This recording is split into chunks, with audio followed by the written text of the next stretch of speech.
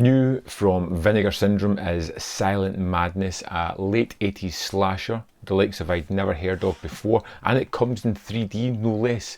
Unfortunately, I don't have a 3D setup, so I wasn't able to peruse that. I didn't fancy using allographic glasses either, so I just watched the regular 2D version of this movie. And it came out in, I think it was mid-80s. It's basically a story, well, it starts off in a psychiatric facility as we discover that this is treated more like a business. They're overrun, they're short on staff, and as such they are releasing these people who have been pent up for years, who aren't fit to go out into regular society. And there is a mistake. They release Howard Johns instead of John Howard, and Howard Johns was a mass murderer who killed a load of sorority girls and was locked up for it. And once he gets out, this mute killer decides to return to his own stomping ground and continue his work. And to be fair, it's just one of those run-of-the-mill average slasher movies. It doesn't really do anything outstanding to make it stand from the crowd. You get a character of a psychiatrist who has a kind of battle within this facility because she thinks that one of the head psychiatrists is up to no good, and she is quite right, and decides to go undercover into the sorority to try and prove that Howard Johns is alive, because the other psychiatrist said that he died, to cover his back and to stop his killing spree. And she gets drawn in with a journalist and blah blah blah. The characters are kind of paper thin. They're not the kind of characters that you are urging or hoping they survive. You can kind of see straight away in this one who's going to live and who's going to die.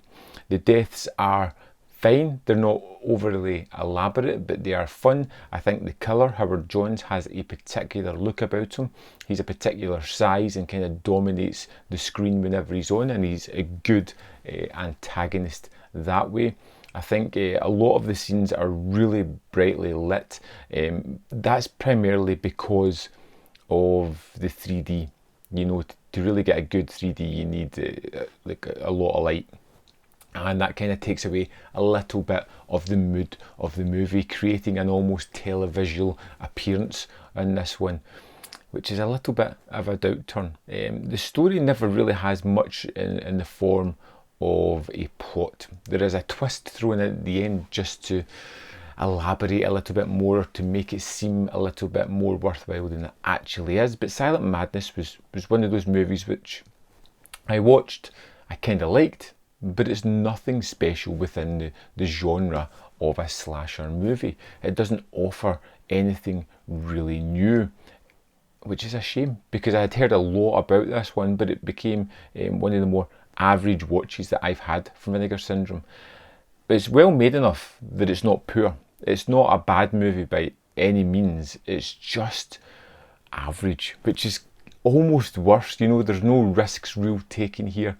It's atypical characters doing the typical things. The scares are very minimum. The kills you can see coming, and they are full of tropes that you've seen done before.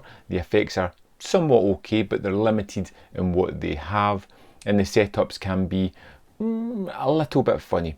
There is some characters who are grating, like a couple of orderlies from the facility who are there, I believe, for some sort of comedic purpose, but their shtick falls flat almost every time, and was two characters that I wasn't really interested in, and you kind of knew how it was going to end for those guys. Silent Madness was an interesting watch. It's not one I would rush back to. If I ever get a 3D setup, I will most definitely be checking it out on that, just to see how wonderful a job Vinegar Syndrome have done of that. And I'd love to know your thoughts. Let me know in the comment box below, and I'll see you next time on Man v Film.